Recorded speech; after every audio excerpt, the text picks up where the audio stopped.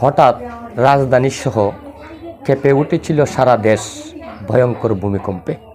শুক্রবার দিন বন্ধের দিন থাকায় বাবা আব্দুর রহিম ছেলে মেহরাব হোসেন রিমনকে নিয়ে মাংস কিনতে গিয়েছিলেন রাজধানী পুরান ঢাকায় নয়নের মাংসের দোকানে।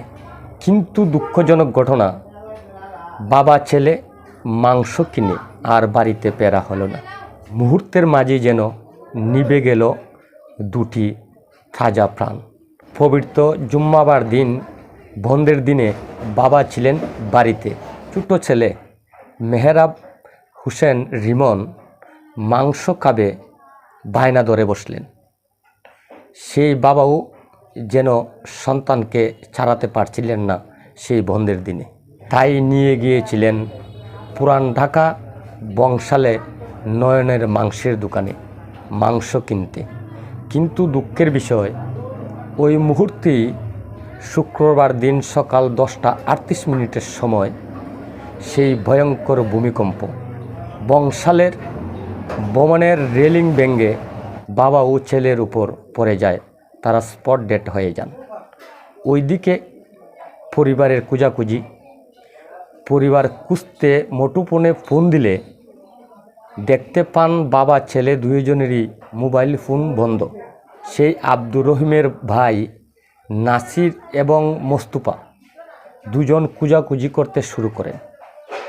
এক পর্যায়ে সলিমুল্লাহ মেডিকেল কলেজের মর্গে গিয়ে দেখতে পারেন সেই ভাই এবং ভাতিজা মেহরাব হোসেন রিমনের মৃতদেহ। পরিবারের আহাজারিতে আকাশ বাতাস ভারী হয়ে যাচ্ছে। সুপ্রিয় দর্শক, কি বলবেন?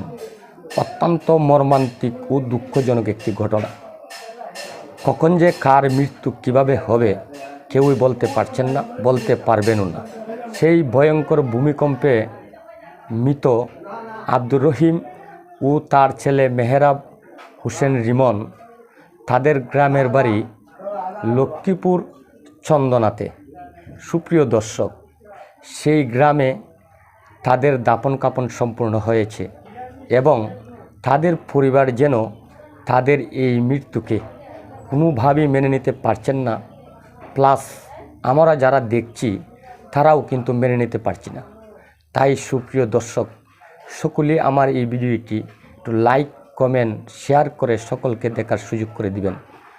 আর সকলেই একটু সতর্ক থাকবেন, কারণ আল্লাহ রাব্বুল আলামিন ইচ্ছে করলে কি না করতে পারে। মুহূর্তের মাঝে দুটি তাজা প্রাণ চলে গিয়েছে। সকলেই তাদের জন্য দোয়া করবেন, আল্লাহ রাব্বুল আলামিন যেন তাদেরকে জান্নাতুল ফেরদাউস নসিব করেন। আর আমরা যেন সতর্ক হয়ে যাই এবং সতর্ক থাকি, আল্লাহ রাব্বুল আলামিনকে স্মরণ করি এবং স্মরণ রাখি। ওই কথাটি বলে আমি আমার ভিডিও থেকে এখানে বিদায় নিচ্ছি। সকলে ভালো থাকুন, সুস্থ থাকুন। আসসালামু আলাইকুম।